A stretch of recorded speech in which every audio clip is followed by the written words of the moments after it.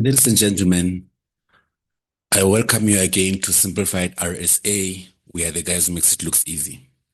So as we normally do, we select previous question papers from mathematics or physics, and then we solve the questions together to make sure that prepares you for your exams, or should it be assignments, class test, and so on and so on. So our selected question for today, it relates to number patterns. That's the topic at least, which is also known as sequence and series. Um, question three, looking at question one reads, the first three terms of a linear sequence are, and then we have the first three terms, which is x, and we have 4x plus 5 as the second term, and then we have 10x minus 5 as the third term, and we have to determine the numerical value of x in this case. Now, linear sequence. A linear sequence is the same as arithmetic sequence. And then under sequence and series, so far you are expected to know that you will have at least three types of sequences, whereby we have arithmetic sequence, we have geometric sequence, and we have what's the third one? Quadratic sequence.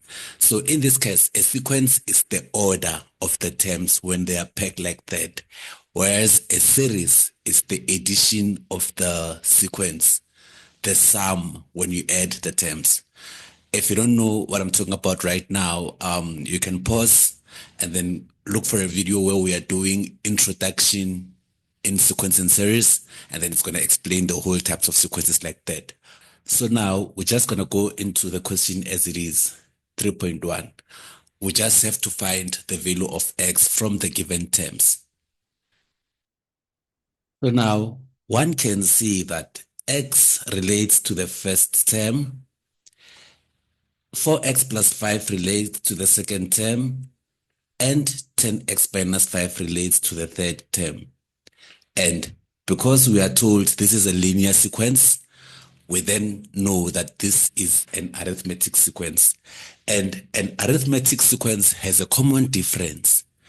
And for you to get the common difference, we know that we take T2, we subtract T1, and then the value, whatever we get, is our difference. But because the difference has to be common, if you take T2, you subtract T1, you have to get the same value as when you take T3, you subtract T2.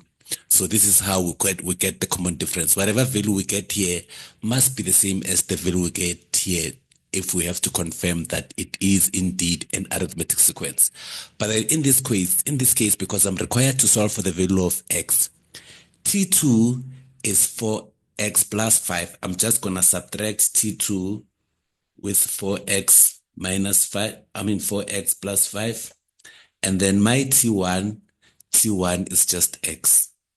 This should be the same as when I take T3, which is 10x minus 5, and I subtract T2, which is 4x plus 5. And then if I can solve for x here, then I would have found or determined the value of the numerical value of x as required by the question. Therefore, if I simplify this, I would have 4x plus 5 minus x is equals to 10x minus 5. Negative times minus 4 is going to be minus 4x. Negative times plus 5, negative times 4x is going to be minus 4x. And then negative times 5 is going to be minus 5, like that. Arranging the like terms with the like terms, I'm going to, because for this one, 4x minus, actually, you know what? Let me just arrange the like terms with the like terms. So I would have 4x, this x here minus x. Taking this to the other side, I would have 10x going to become minus 10x. And then I would have this one to the other side. Taking it to the other side is going to become plus 4x because it was minus 4x from this side. This is equals to, and then I'll take the numerical values to the other side just to simplify everything as it is. So I would have minus 5, which is this one, and also this minus 5. And then I take this plus 5 to the other side, and it also becomes minus 5. I think it would be easier if I arrange all the like terms like that. So 4x minus x, it's going to give me 3x. 3x minus 10x is going to give me minus 7x. Minus 7x plus 4x, then it's going to give me, then I will get minus 3x if I simplify everything here. So 4x minus x minus 10x plus 4x gives me minus 3x. This is equals to minus 5 minus 5 minus 5. So it's minus 5 minus 5 minus 5. I will have minus 15. But because I'm solving for x, I will divide by minus 3 both sides. Therefore, this will cancel that. Then the value of x will be, the value of x will be 5, just like that. So that's the value of the numerical value of x. One of the most important things to remember is the fact that linear sequence is the same as arithmetic sequence. So linear sequence means arithmetic sequence. 3.2, we are required to consider the following linear sequence, which is arithmetic sequence again. So the sequence is 17, 14, 11, and it goes on and on and on up until minus 106. Now, 3.2.1, we are required to determine n if the nth term is given as that equation there, Tn minus 3n plus 20. Now, that is the general term of the entire sequence. So that general term, it can help you calculate T1 or T2 or T3 or T4. But now we have to calculate n. We have to determine n for the nth term, which is the final term. And the final term is given as minus 106. So this is how you would approach this question. What we know so far is that the general term is minus 3n plus 20, like that. Tn is minus 3n plus 20. So this general term can help us get T1, T2, and T3. For instance, if we were to get T2, just to test it out, we'd get that T2 is equals to minus 3 to plus 20. And this would be minus 6 plus 20, which is going to be 14, because minus 6 plus 20 is 14. And indeed, according to our given linear pattern, the second term, which is T2, is 14, like that. But now, in this case, we are required to find the nth term, which is the final term. And we know that the final value of the sequence is given as minus 106. So we have to determine n in that case. So minus 3n is equals to minus 106 minus 20 if I take the 20 to the other side for me to can solve for n. Therefore, minus 3n is going to be minus 126. And if I divide by minus 3 both sides, because I'm solving for n, I will get that n is 42. This means that the final term is 42, meaning T42 is equals to minus 106. That's what actually. The next question is very much interesting. 3.2.2, which term is the first negative term in the sequence, right?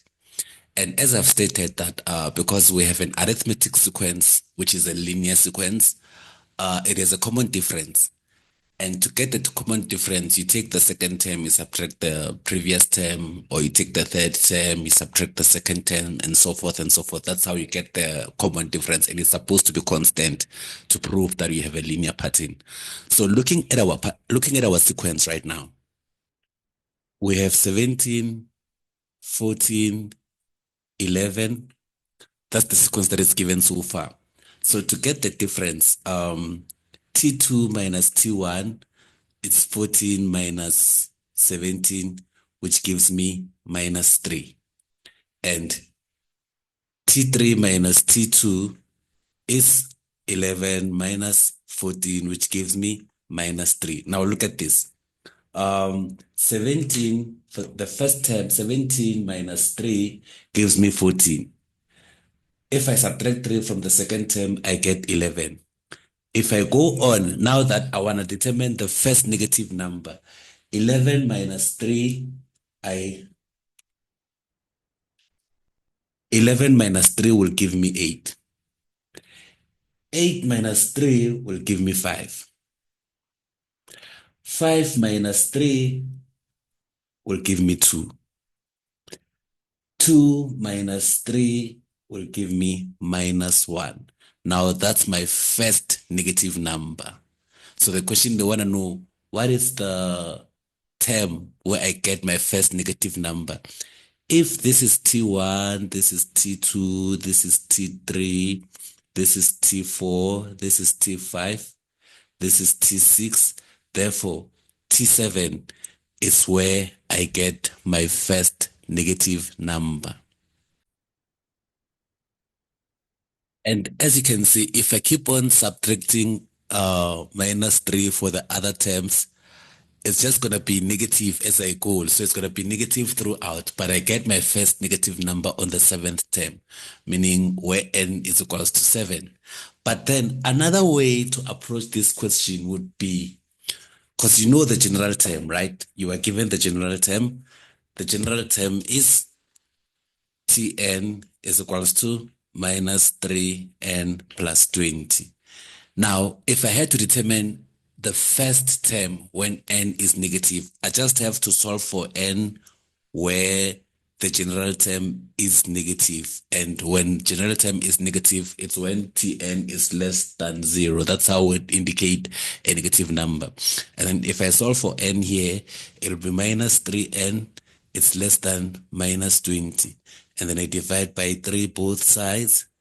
This will cancel that. And if we divide by negative in inequalities, if you divide by negative throughout, the arrow must changes and face the other side of the direction. So this is going to be greater than, if you can see, 20 divided by 3 is 6.67, which is roughly approximately 7. So n must, where n is greater than 7, that's when we start to have the negative number. So that means it's from here going that side. It gets interesting as we move along. 3.2.3, we are required to determine the value of the 20th odd term in the sequence. Now, the given sequence is not entirely odd. Now let's look at how it goes. So as you can see from our given term, the first term is 17, which is an odd number. The second term is 14, is an even number. The third term is an odd number. The fourth term is an even number. And the fifth term is an odd number as well. So, but then we have to determine the value of the 20th odd number. So first odd number, second odd number, third odd number, fourth odd number, every other number will get an odd number like that. Now, to get our 20th odd number, it means now I would first have to arrange my odd numbers in order as well to form a sequence of the odd numbers. So for the odd numbers, we have 17, we have 11, we have 5, we have minus 1. I think this would be enough. Now, if I need to get the common difference for the odd numbers, this is how it's going to be. T2 minus T1 would be 11 minus 17, which gives me minus 6. T3 minus T2 is equals to 5 minus 11, which gives me minus 6. Meaning, my common difference for the odd numbers is minus 6.